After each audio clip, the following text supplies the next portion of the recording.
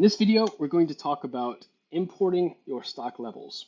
So when do you use this option? This option, which is found here at the bottom of the data import section in settings, is used whenever you're doing your initial stock quantity import. For example, when you're about to go live with Katana as a product, you want to import all of your stock levels for your materials and products prior to actually using it full time in your business. And secondly, if you're ever doing any like cycle counts for updating your stock quantities, you would use this spreadsheet for that. And in addition, it also supports updating your value in stock in case for some reason it happens from time to time that your costing might be incorrect for your items and your stock items. So you can also use this specific file to update all of your cost calculations whenever there seems to be a deviation with the value you have in stock. So let's go ahead and download it and take a look at what it looks like. Before I do so, there are three things that you must have in order to make this item be useful when you're downloading it. You need to have all your materials, all your products uploaded, and all of your locations fully defined. This is the most important thing. And this file is most useful in the cases where you've added your new materials and you've added your new products without an initial stock quantity. So this is the opportunity for you to actually do a stock count, fill out the document, and then upload it back into your Katana, and everything will be then up to date. So we'll download the file here, and that will pull up this spreadsheet that we have. I'll go ahead and zoom in and make this a little bit more readable. And we can kind of go through what we see in here as well. So most of the fields that you see are not editable. What's editable is actually your stock quantities and your value in stock. So these are the two fields that you spend any time doing any editing on. There are a couple of additional columns here, which we'll get to in a minute, and I'll explain more details. But what you see here is a Katana ID, so that's usually the item ID associated with any product and any material. Item name, category, variant code, item variant name. Those are just pools for your reference. And then we have item type, which is product or material, as we've already gone through that. And then looking further down this way, we have something called batch number, batch barcode, and expiration date. So I'm not going to use the time in this video to cover batch tracking items and their values and their quantities in stock. But what I do want to point out is that if you're using batch tracking for your business because you operate in food and beverage or pharmaceuticals or something that requires batch tracking, then what you also will have are stock quantities per batch. And sometimes that needs to be updated too. And then this specific file will allow you to actually have an indication of, let's say if this Brazilian roasted coffee was batch trackable, it would be listed maybe multiple times representing each batch.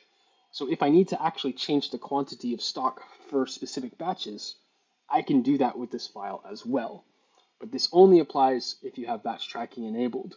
And we'll cover that a little bit as well when we get further into the data imports. The next video will cover batch tracking stock track import updates. So anyway, yeah, what you need to do in this case is when you go into your warehouse and you count your products and materials, then you just simply update the stock quantities on this list here. So let's go ahead and take our first version, which is AM001, where we say that we have 16 units in stock at main location. If you have more than one location on your Katana account, then the items will be listed more than once for each location. And it would be even possibly listed significantly more times at each location if you have multiple batches at each location too. So just some things to keep in mind when you're looking at the data from these spreadsheets. Usually it's a lot easier to conduct a stock count, and then you take a spreadsheet for each location, filter it out, and then import them as individual files based on location, for example, in the future. But for starters, this master data, I'm going to change the stock quantity here from 16 pieces to, let's say, 32 pieces. So we have like twice as many in stock. And we'll keep it like that for simplicity's sake. And over here, I have a costing error. It says that the total value in stock for those items is 0. So maybe what I have to do is also update my value in stock for this specific item. So like if we look at the American Blend AM001 on our Katana account, and we have a stock item here, and we go to AM001, you see that I have items in stock, but they're not carrying any costs. So you might see that, okay, I have a problem here. This is bad. Now, if that specific item, let's say, had a value of $2 per or €2 per unit, since my account is in euros, then what I could also do here is go to that item and say, okay, 32 times $2 a piece would give me a value in stock of 64. So that means I should have an average cost of €2 per unit. That's basically what we're going for, right?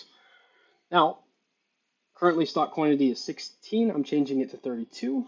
And value in stock is presently 0. I'm changing it to 64 because the data is wrong on the stock screen in my account for this particular item. 16 pieces, 0 average cost, 0 value in stock. Huge costing problem in this respect. So we'll take that specific file and we'll go ahead and upload it. We'll save it. Let's show you how that works.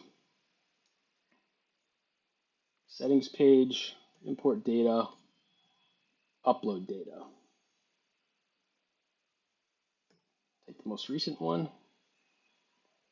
And so here's how it comes up whenever you're making those changes. It will say, you want to leave the average cost unchanged in Katana, or do you want to recalculate the average cost in Katana for any increase in stock from the uploaded file? So in this case, I'm going to choose to recalculate my average cost because my average cost is 0. It's obviously wrong. And then I'll choose confirm. And I'll also change the stock quantities from 16 to 32. So we'll hit confirm. One item was updated. So out of all of the items that were in the file, only one item was updated because we only updated one item. We'll go to our stock screen. And then on here, you should now see the average cost for this item, AM001, is €2. Total value in stock is 64 euros. And then total units in stock is 32 pieces.